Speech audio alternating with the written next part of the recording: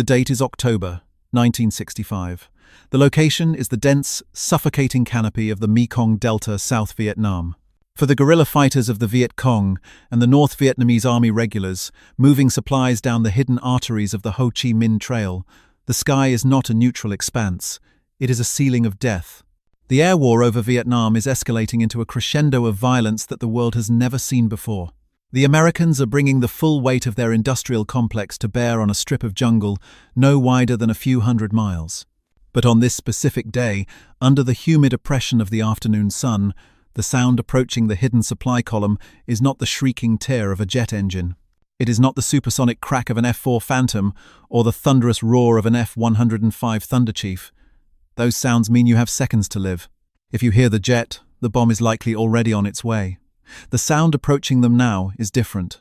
It is a low, guttural growl, a rhythmic, mechanical pounding that vibrates in the chest rather than piercing the ears.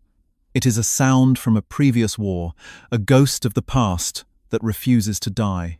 It is the sound of a piston engine, a massive, radial engine churning through the heavy air. Lieutenant Nguyen, a seasoned officer within the local guerrilla unit, signals for his men to freeze.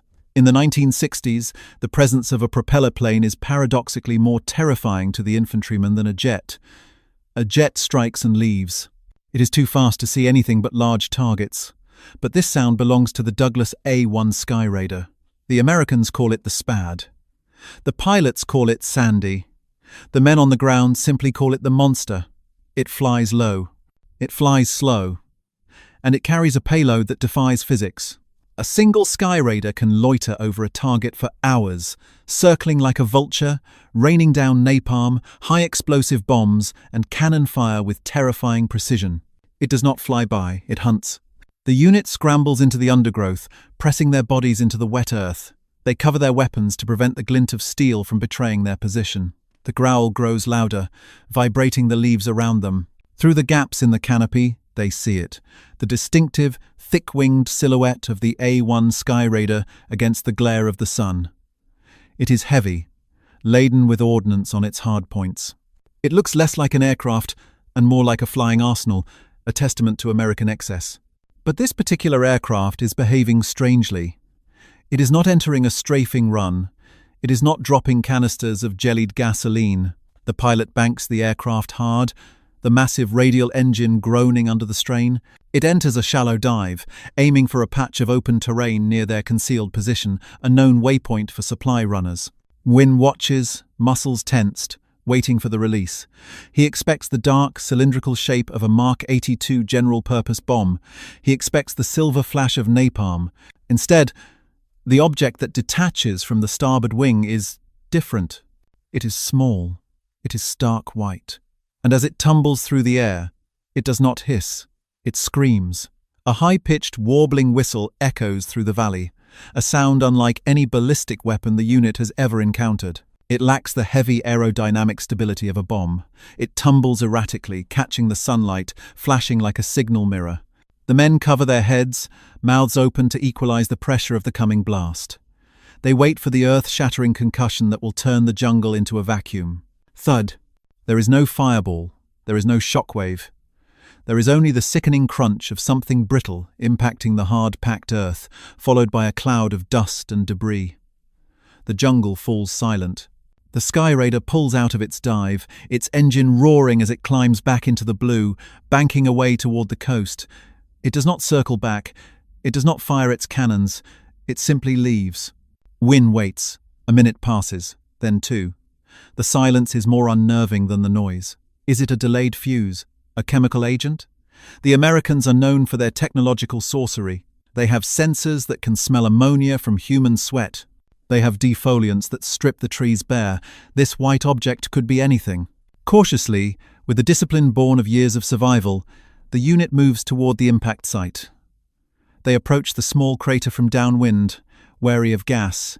When they reach the edge of the disturbance, they look down. The object is shattered. Shards of white, ceramic material are scattered across the red dirt. It looks organic, yet manufactured. There are twisted pieces of metal framing attached to the debris, suggesting a guidance frame or a mounting bracket. Wynne picks up a piece of the white material with a rag, afraid to touch it with his bare skin. It is cold, smooth. It looks like porcelain. Confusion washes over the unit. This is not a weapon. It is not a sensor. It creates no signal. Why would the most powerful air force in the history of mankind risk a pilot and a multi-million-dollar aircraft to drop a pile of ceramic shards into the middle of a war zone? Before we unravel the mystery of this bizarre payload, if you enjoy decoding the hidden history of the Cold War and the military mysteries that defined an era, make sure to subscribe to Cold War Impact. We investigate the stories the history books often leave out. The confusion on the ground is palpable. To the Vietnamese soldiers, this makes no sense. In war, nothing is done without a purpose. Every bullet costs money. Every sortie burns fuel. The Americans are calculated killers. Therefore, this object must have a purpose. Rumors begin to circulate immediately among the cadre. Is it a psychological weapon? A symbol? Or perhaps something more sinister? The debris is collected. The investigation begins. This incident, minor as it seems, represents a fracture in their understanding of the enemy. They are fighting a force that has so much material wealth, so much logistical dominance, that their actions are becoming indecipherable. To understand the sheer absurdity of this moment and the terror it was meant to induce, we must pull back from the jungle floor and look at the sky. The aircraft that dropped this object, the A-1 Sky Raider, is the key to the mystery. In the age of the supersonic MiG-21 aircraft and the space-age F-4 Phantom, the Sky Raider is an anachronism. It is a propeller plane fighting in the jet age. Yet, the Americans kept flying it. Why? Because of the load. The Sky Raider possesses a capability that the fast jets of the 1960s cannot match. It can lift an immense amount of weight. While a modern jet burns fuel rapidly at low altitudes, the Sky Raider can carry 8,000 pounds of ordnance more than a World War II-era B-17 Flying Fortress bomber and stay over the battlefield for hours. It is a flying dump truck. It is the workhorse of the US Navy and Air Force in Southeast Asia. This capability is the first clue. The Americans are not just bombing, they are hauling. They are moving mountains of explosives across the ocean and dumping them on Vietnam. The logistical chain required to feed these aircraft is the most complex supply operation in human history.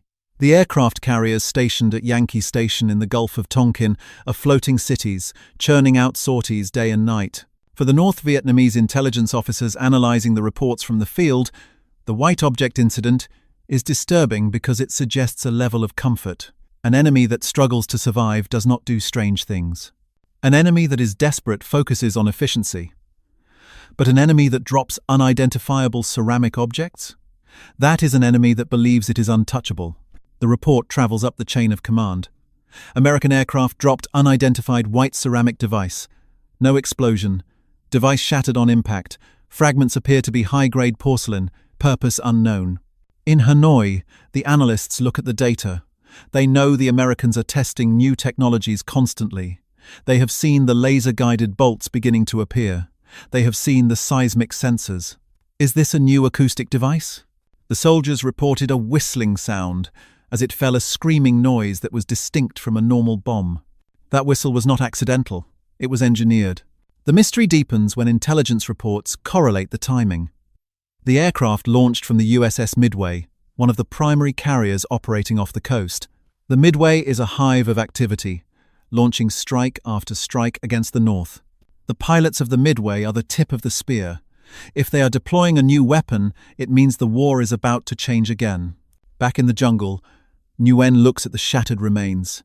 He tries to piece them together in his mind. The curve of the ceramic, the thickness of the rim.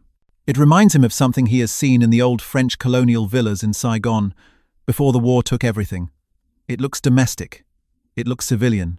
And that is the most terrifying thought of all. If the Americans are weaponizing civilian infrastructure, if they are turning the mundane objects of daily life into ballistic projectiles, where does it end? The confusion is not just tactical, it is cultural. The North Vietnamese are fighting a war of austerity. They carry rice in socks. They walk for weeks on sandals made of old tires. They recount every bullet. And their enemy is dropping. This. The psychological impact of the unknown is potent. A bomb, you understand. You dig a hole, you hide, you survive. But a white, whistling, non-explosive projectile? It invites speculation. It invites paranoia. The soldiers begin to wonder if they have been contaminated. They wash their hands obsessively. They avoid the crater, the white death, some whisper. But the truth is far stranger than a biological weapon. The truth lies not in a secret laboratory in Washington, but on the wind-swept deck of an aircraft carrier, where a group of young men, bored, exhausted, and overflowing with a dangerous amount of hubris, decided to make a statement. They wanted to prove a point, not to the enemy, but to the world. They wanted to prove that American air power had reached a point of absolute, ridiculous excess. As the sun sets over the Mekong, the mystery of the white object remains. The North Vietnamese troops are left watching the sky, wondering what impossible thing will fall next. They do not know it yet, but they have just been the targets of the most bizarre bombing run in the history of naval aviation. A mission that was technically illegal, logically absurd, and symbolically devastating. The investigation is just beginning, and the answer will reveal the true nature of the American war machine in the 1960s, a mixture of terrifying lethality and frat boy recklessness. The fragments of the white ceramic object are carefully wrapped in oilcloth and transported north. The journey takes days. Runners move through the elaborate tunnel networks of Cu Chi, bypassing American patrols and B-52 Stratofortress craters, carrying what they believe to be a piece of advanced American technology. When the package finally arrives at a field intelligence bunker near the Cambodian border, the mood is grim. The war has shifted. The Americans are no longer just sending advisors, they are sending armadas. And now, they are dropping devices that defy classification. An intelligence officer, trained in the Soviet Union to recognize the distinct signatures of Western ordnance, examines the shards. He looks for the telltale signs of a proximity fuse or a chemical dispersion system. He tests the material for radiation. The Geiger counter remains silent. He scrapes the surface, looking for residue of white phosphorus or defoliants. There is nothing. The material is simply fired clay. It is glazed. It is brittle. It is bathroom tile. This conclusion is more baffling than finding a nuclear component. Why would the Americans drop a shattered piece of plumbing? The officer looks at the crude metal bracket attached to one of the larger shards. It is not a factory-standard weapon mount. It is hand-welded, rough, improvised. This suggests a field modification. To the North Vietnamese mind, trained in the rigid doctrine of Marxist-Leninist military discipline, improvisation by a superpower is a dangerous sign.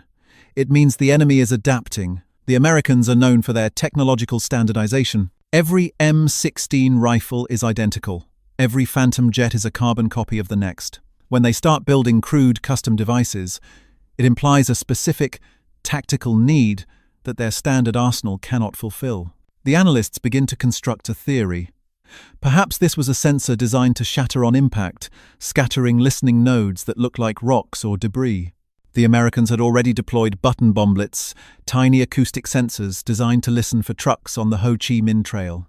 Maybe this ceramic shell was a delivery vehicle for something microscopic. The fear of the invisible war grips the bunker. But to truly understand why this object fell, the analysts realize they must look not at the bomb, but at the bomber. The investigation shifts its focus to the aircraft that delivered the package, the Douglas A-1 Skyraider. In 1965, the A-1 is an enigma. In a sky dominated by the sleek supersonic shapes of the jet age, the Skyraider looks like a relic. It is a tail dragger from the 1940s.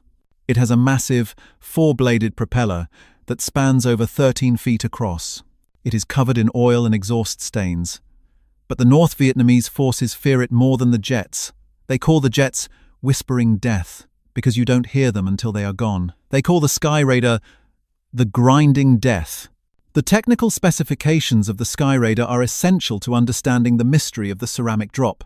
This aircraft possesses a unique physical architecture that makes the impossible possible.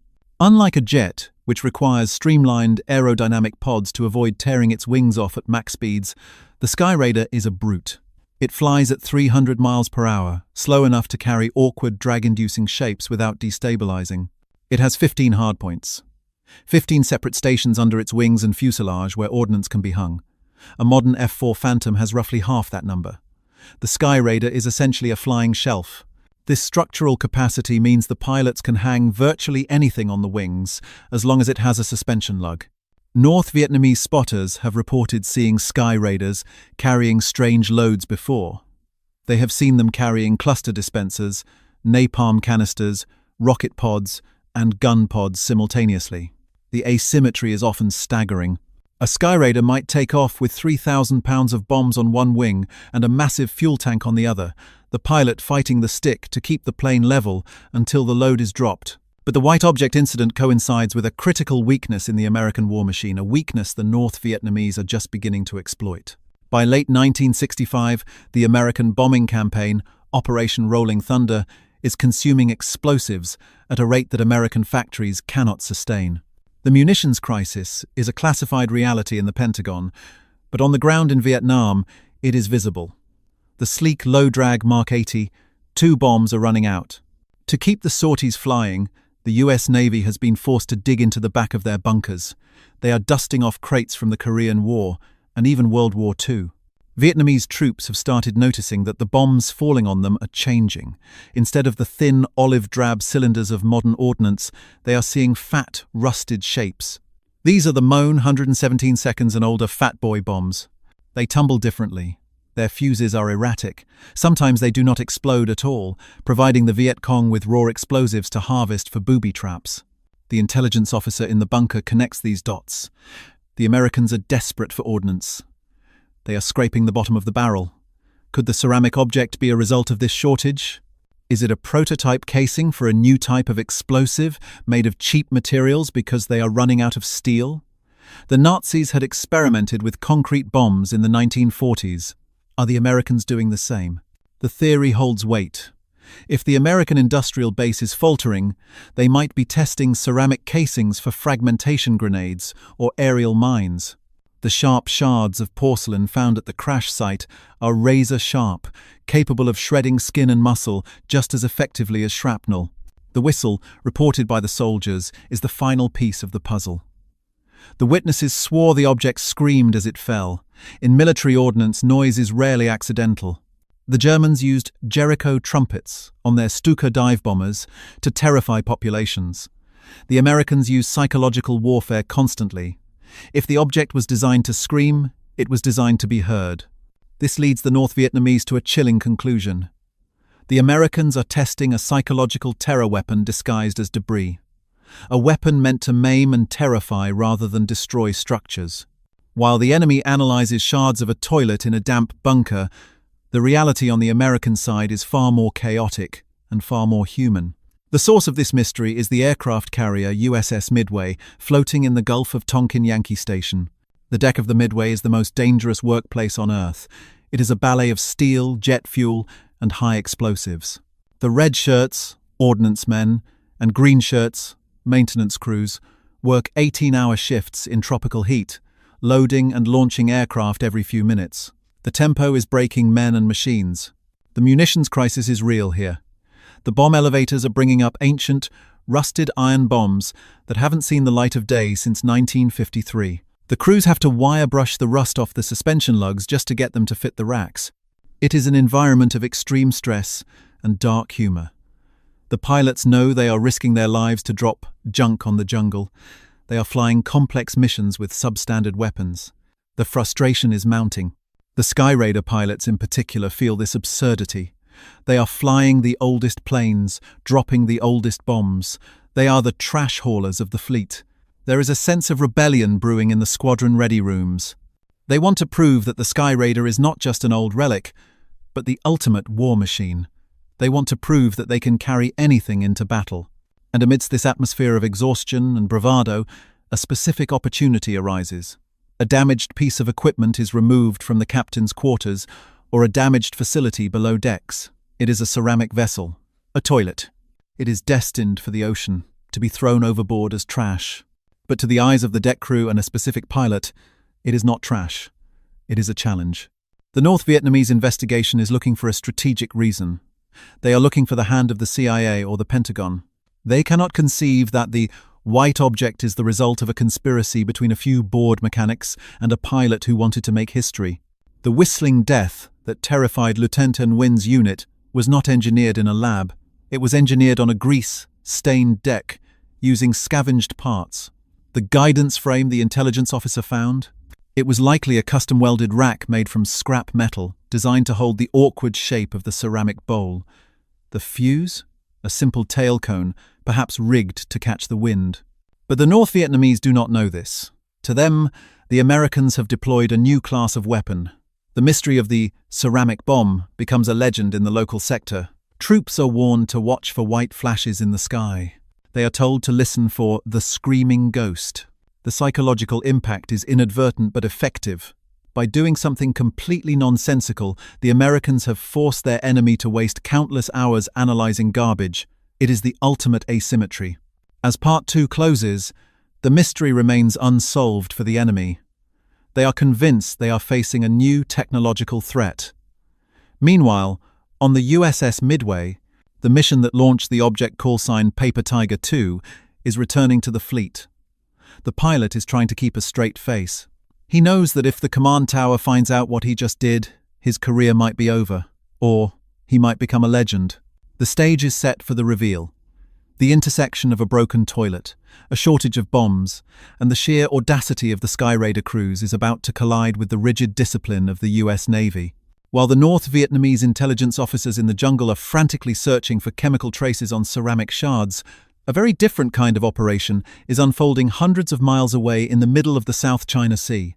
The mystery of the white object was not born in a Pentagon think tank, but in the humid, grease-smelling, heavy maintenance bays of the USS Midway.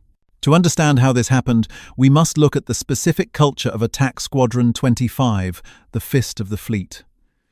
In October 1965, this squadron has reached a grim milestone. They have dropped nearly 6 million pounds of ordnance on Vietnam. The pilots are exhausted. The deck crews are overworked. The war has become a grinding routine of loading, launching, and repeating. But amidst this industrial slaughter, a strange opportunity presents itself. A piece of damaged equipment is flagged for disposal. It is a porcelain fixture from the captain's head, a toilet. It is chipped, cracked, and legally classified as refuse.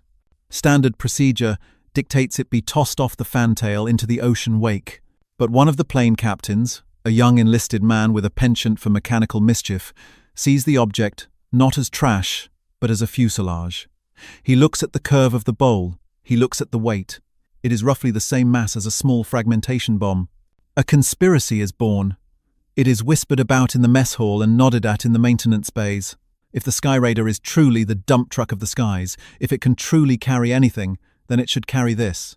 The twist in this narrative is the level of technical sophistication applied to a joke. This is not simply tying a rope to a brick. These are naval aviators and ordnance men. They understand aerodynamics.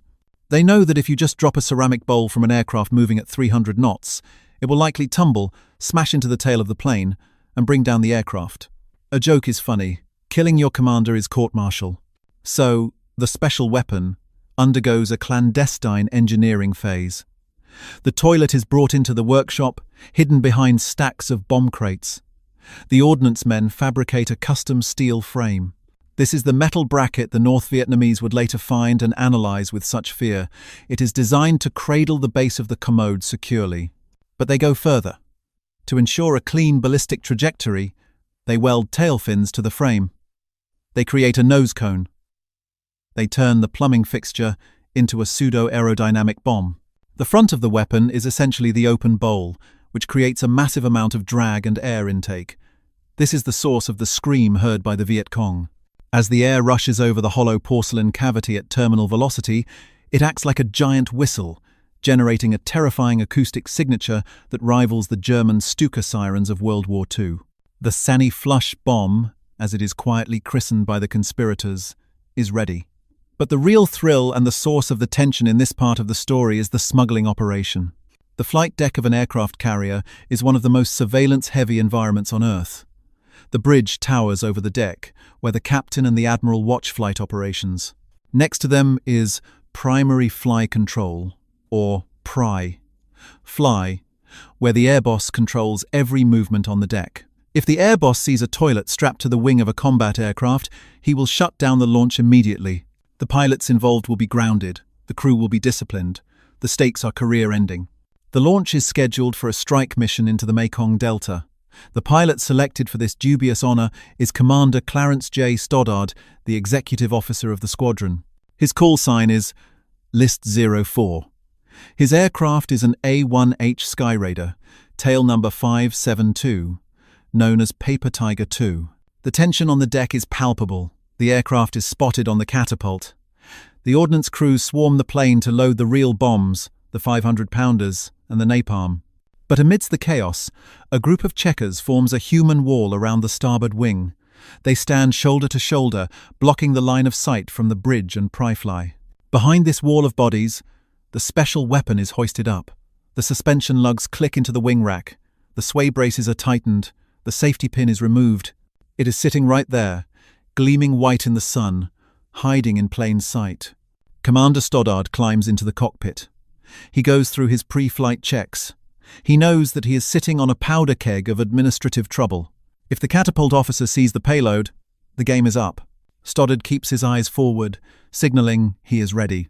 The catapult officer, focused on the launch settings and the wind speed, gives the signal. He does not look closely at the outer wing station. The steam catapult fires. The Skyraider is hurled down the deck, accelerating from 0 to 150 knots in 2 seconds.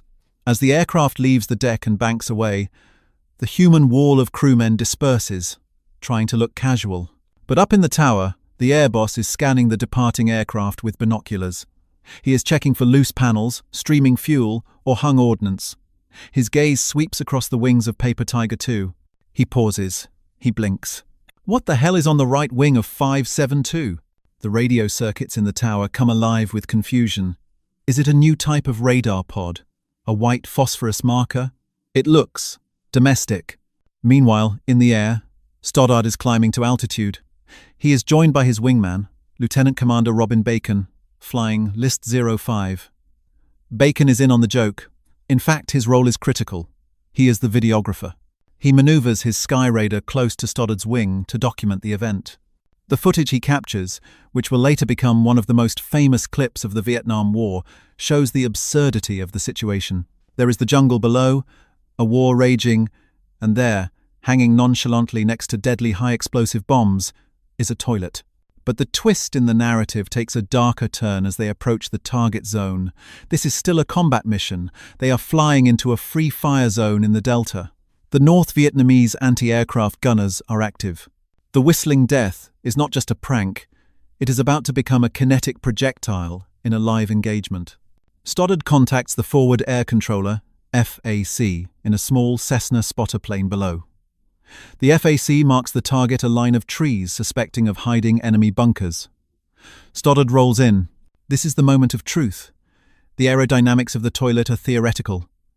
No one has ever wind tunnel tested a commode. When Stoddard hits the release button, there is a very real danger that the airflow will catch the open bowl and flip it upward, smashing it into the aircraft's horizontal stabilizer. If that happens, Stoddard loses tail control and spins into the jungle. He dives. The jungle rushes up to meet him. The airspeed indicator climbs past 350 knots. He lines up the reticle. He presses the pickle button. The clamps release. The toilet drops. Immediately the physics take over. The tail fins catch the air. The object rights itself. And then the screaming starts. The whistle is louder than the engine. It is a banshee wail that cuts through the humid air. The North Vietnamese troops on the ground, as we saw in Part 1, hear this ungodly sound. They brace for a massive impact. They expect a 500-pound bomb. Instead, they get a ceramic thunderclap. The toilet does not explode, but the kinetic energy of a 50-pound object hitting the ground at terminal velocity is immense. It strikes the earth with the force of a cannonball. It shatters instantly, sending razor-sharp porcelain shrapnel flying in a 30-foot radius. From the air, Stoddard and Bacon watch the impact. There is a puff of white dust, no secondary explosion, just a small, confused cloud of debris. Direct hit, Bacon calls over the radio, his voice shaking with suppressed laughter. But the thrill is cut short. A voice crackles over the encrypted guard frequency. It is not the FAC. It is not another pilot. It is the voice of the Midway's bridge. Paper Tiger II, this is Midway Actual. What was that object you just dropped? Over. The The blood drains from Stoddard's face. They had been spotted. The air boss had likely checked the launch logs, found nothing, and then radioed the FAC to ask what the hell was going on. The FAC, confused, had reported a white, unguided object. The prank is over. The reality of military discipline is about to crash down on them. They are still over enemy territory, dodging ground fire, but the real threat is now the Admiral waiting for them back on the boat. The twist here is the collision of two worlds. The brutal, chaotic reality of the air war where pilots use dark humor to survive, and the rigid, buttoned-up world of naval command. Stoddard has just dropped a toilet on the enemy. Technically, he has engaged in unauthorized modification of an aircraft and wasting government property. As he turns the Skyraider back toward the ocean, Stoddard isn't worrying about MiGs. He is worrying about the brig. The mystery for the North Vietnamese is, what is this weapon? The mystery for the American pilots is, how do we survive the debrief? The stage is set for the final revelation. The shock isn't just the object itself, it's the message it sends. And the reaction of the American command will determine if this becomes a court-martial offense or a legend of the Cold War. The arresting cable snaps taut against the tailhook of Commander Stoddard's A-1 Skyraider. The aircraft, weighing nearly 20,000 pounds, goes from 100 miles per hour to a dead stop in less than 3 seconds. The violence of a carrier landing usually knocks the wind out of a pilot, but today, Stoddard barely feels the deceleration. His heart is pounding for a different reason. As he taxis Paper Tiger 2 out of the landing area and folds the wings, he sees the reception committee gathering on the catwalks. It is not just the ground crew, it is the brass. In the military, there is a distinct difference between a prank and a crime. A prank is something that boosts morale and stays within the unit. A crime is something that embarrasses the United States Navy in front of the enemy.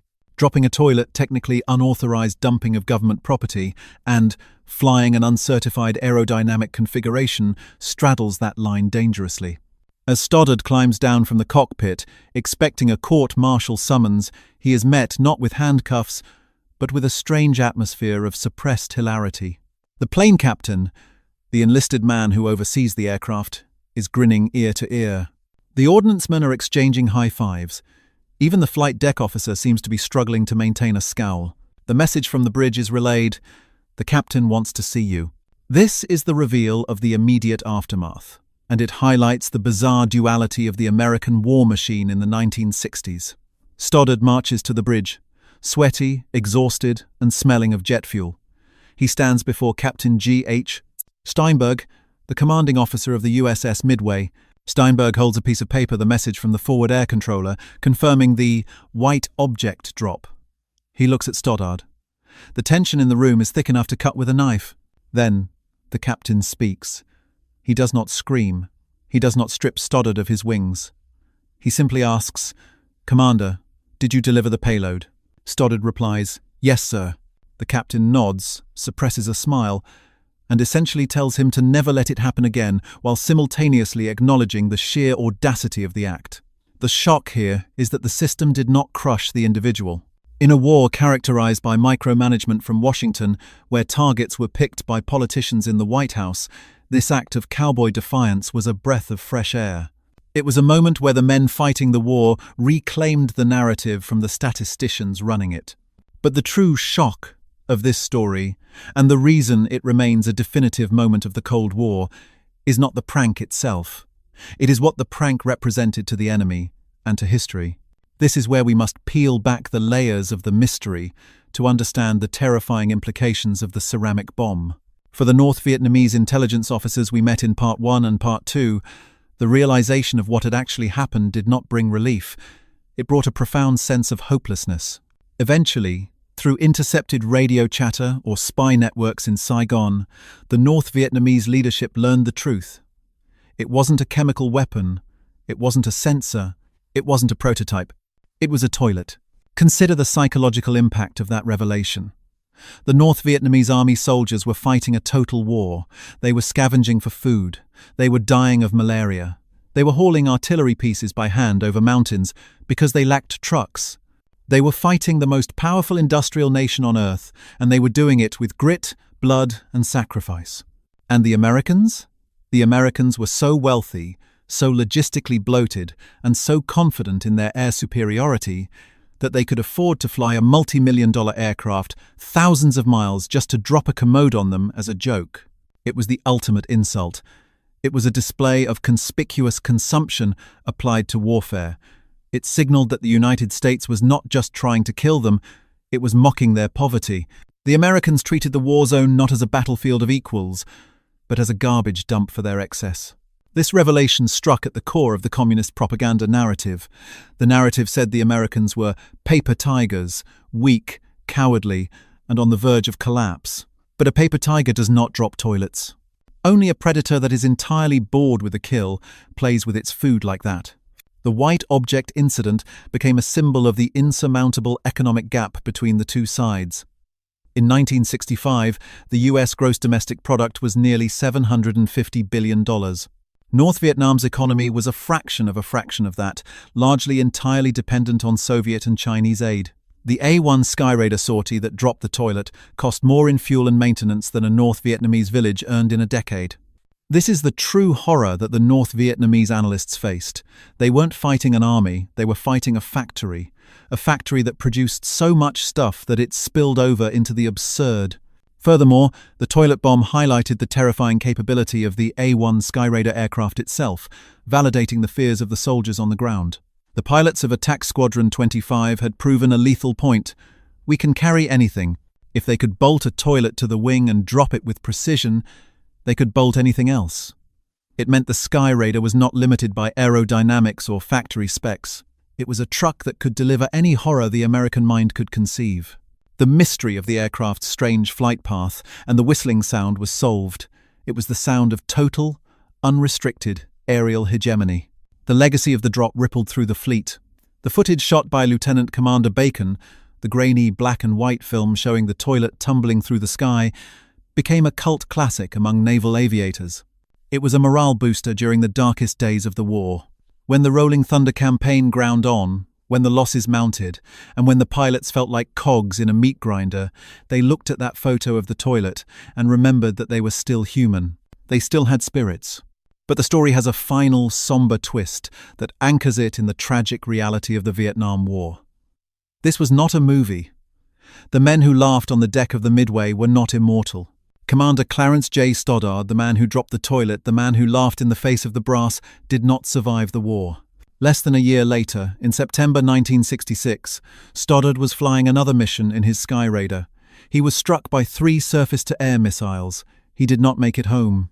The laughter faded, replaced by the silence of a folded flag presented to a widow. This context transforms the toilet bomb from a funny anecdote into a poignant memorial. It was a moment of light in a long, dark tunnel.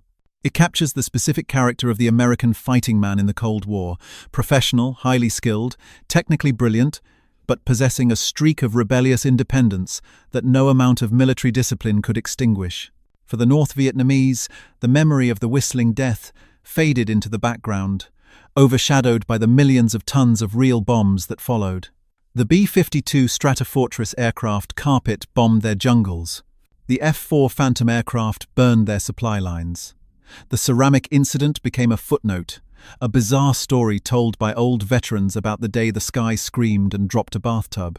But historically, it remains the perfect metaphor for the American intervention in Vietnam. It was technically impressive. The engineering required to make a toilet fly is non-trivial. It was logistically overwhelming. It was delivered with overwhelming firepower. And yet, ultimately, it was absurd.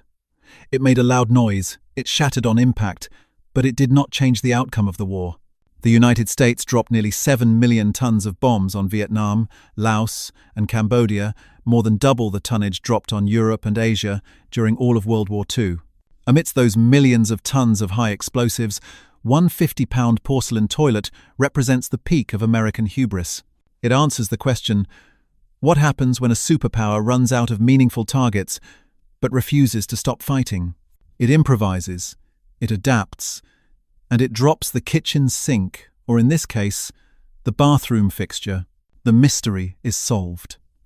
The impossible object was exactly what it looked like, and the confusion of the enemy was the result of a culture clash so profound that it took decades to understand. The Americans weren't using secret tech. They were just bored, dangerous, and incredibly well supplied.